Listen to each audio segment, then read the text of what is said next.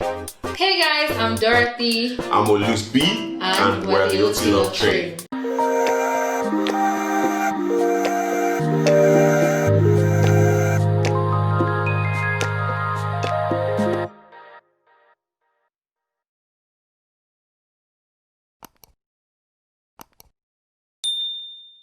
So guys, we're here to talk about our wedding celebrations. We just had our first year anniversary, which we're so grateful to God about. And you guys have asked us a couple of questions over time. So just want to discuss them, let you guys know a couple of things. Yeah, so typically the wedding was divided into two parts. There was the engagement, which is also a traditional wedding, and the white wedding, which has like church and reception. Yeah, we feel more comfortable opening up now because we celebrated the year and we were in this forever.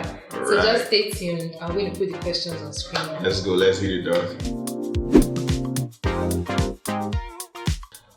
Typically, I'd say for me, maybe because I'm used to working under pressure. Yeah. Like it wasn't so bad for me, and thank God for great family and friends who helped to do a lot of things in terms of sourcing for vendors. Thank God for a great event planner who also did most of the work. Yeah. But I'd say other things I had to be stressed about was the welfare of our own people, like the train, our family, for instance, accommodation, getting everybody's outfits ready, chasing the designer, the tailor, and everything.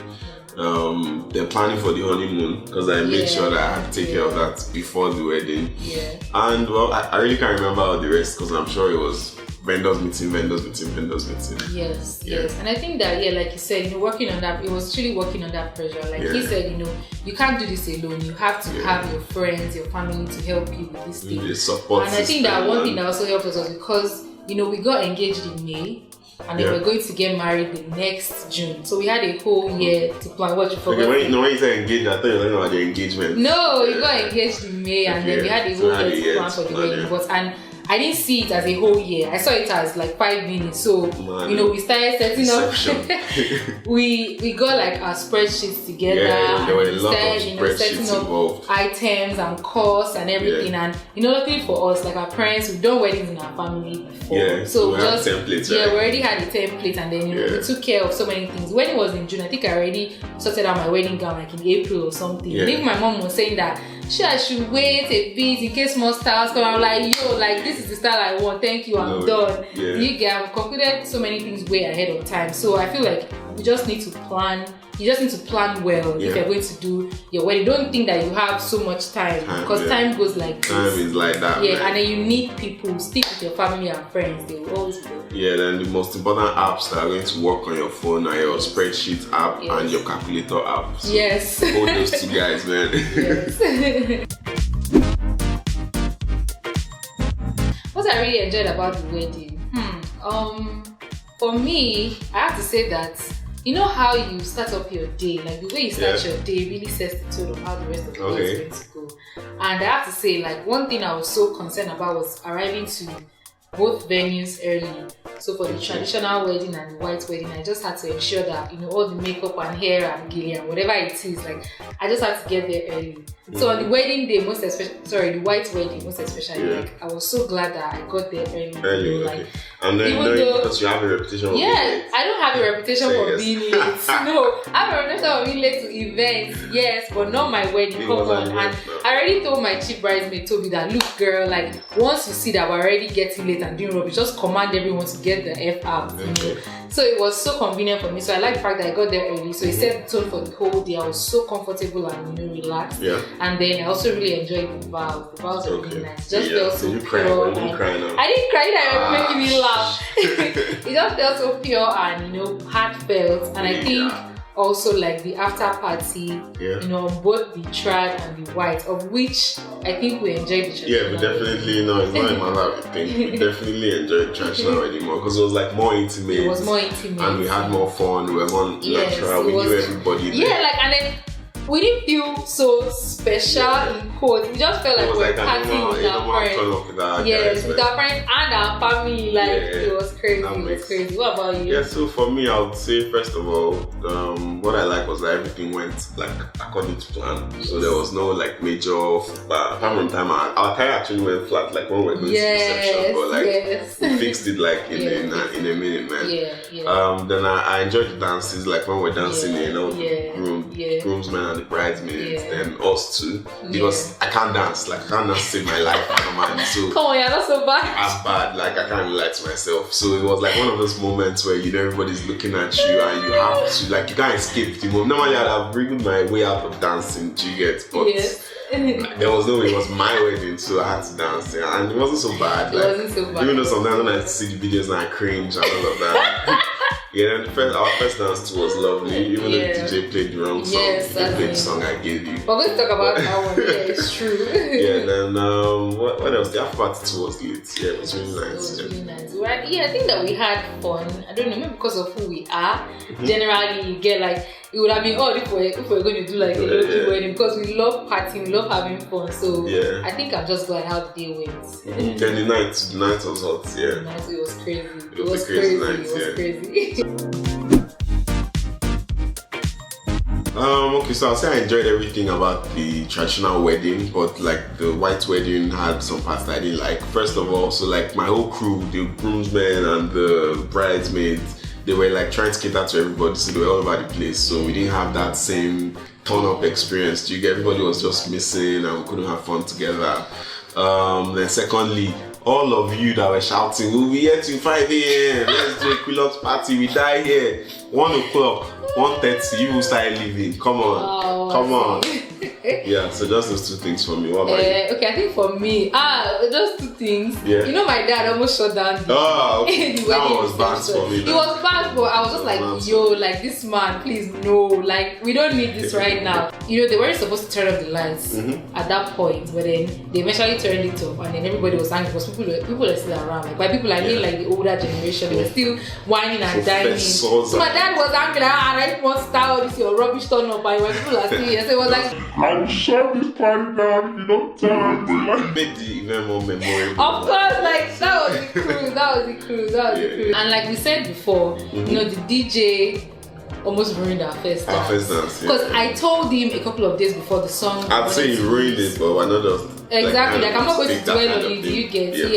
Yeah. I told him, like I texted him and I told him the link to get the song. Like, look, please, this is song I'm going to dance to. And the next thing on that day, he started playing. He played what was in his own heart. He played what was in his own heart.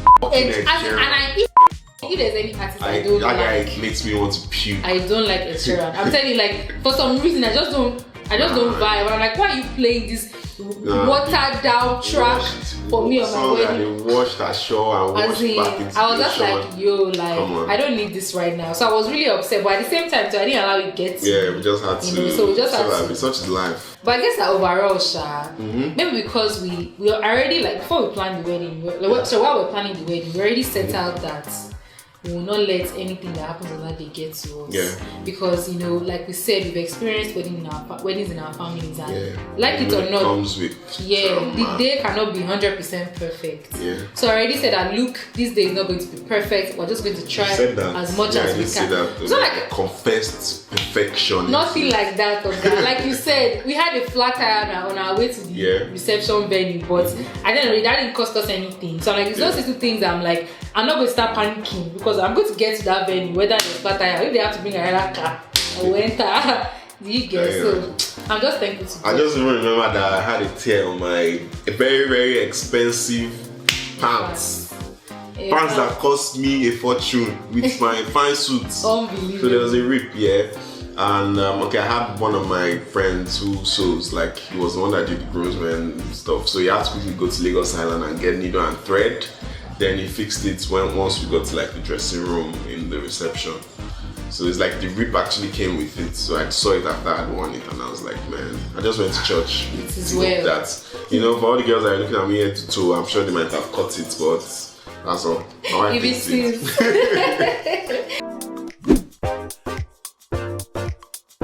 So for our honeymoon, went to the island of Sao Tome.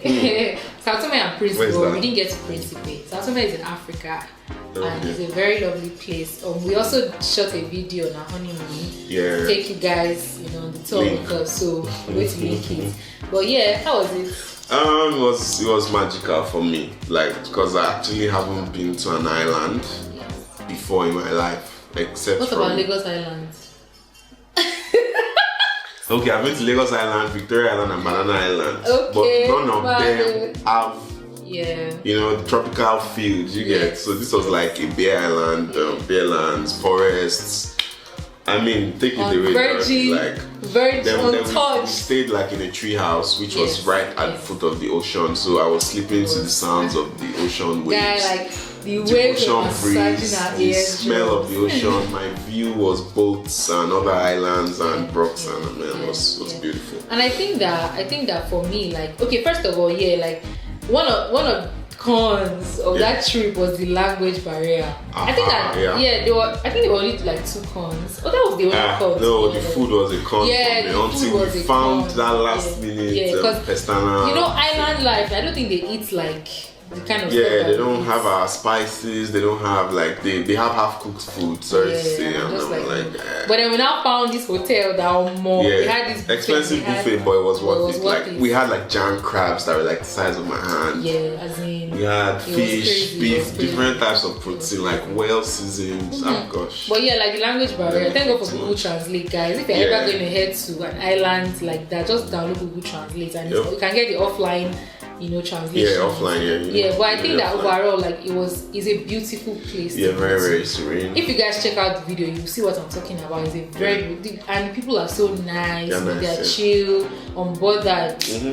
We need to do volcanoes though, but maybe next time. Maybe next time. Do you think we'll go back to South America? If I'm going there, I'm going private jet. I'm going to be on the same level with their president. If I'm ever going there, the president will come and receive me from the airport.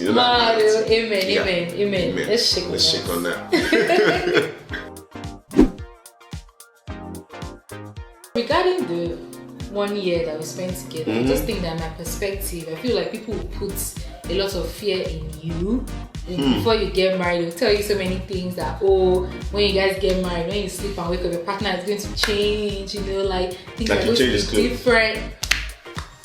Things are going to be different, but I just feel like they may be right, they may be wrong, but nobody should be afraid and just do whatever works for you. And exactly what I was going to say. So it's not like one size fits all. There are some partners that actually know each other, know your partner's toxic traits and their good traits before you get married.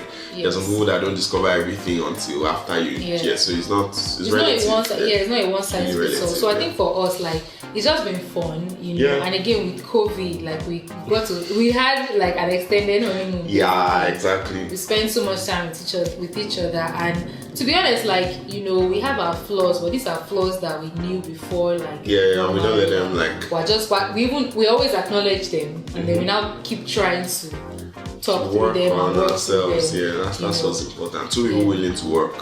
So it just feels like no time has passed to me. It just feels like. Do you feel like those got married I can still remember everything vividly, So come on. Vivid imagination. Wow. So I think it's been fun. It's been fun for me. But what lessons have you learned? Me?